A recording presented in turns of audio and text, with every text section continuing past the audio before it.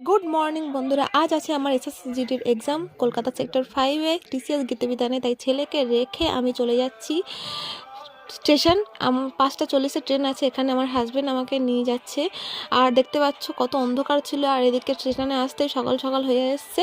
এখন আমরা আছি শিয়ালদা মেট্রো স্টেশনে, এখান থেকে আমরা সেক্টর 5-এ মেট্রোতে করে যাব। আর দেখো এখানে পৌঁছে গেছি আমরা টিসিএস গীতবিতানের সামনে। এখানে আমার একটা বান্ধবীর সাথে পরিচয় দেখা হয়ে গেল। ওর আমি একসাথে মাঠ প্র্যাকটিস করি। তো এখন আমাদের পরীক্ষা হবে আর বাড়ি থেকে ফোন করছে। দেখো লাইন শুরু হয়ে গেছে, এখন আমরা লাইনে দাঁড়িয়ে আছি। আর কত ছেলে মেয়ে এসছে কি বলবো তোমাদেরকে। আমি শুধু এদেরকে দেখে আমি অবাক হয়ে যাচ্ছি যে আমরা কোথায় চান্স পাবো এত এত ছেলে মেয়ের মাঝখানে। তো যাই হোক, পরীক্ষা মোটামুটি ভালোই হয়েছে।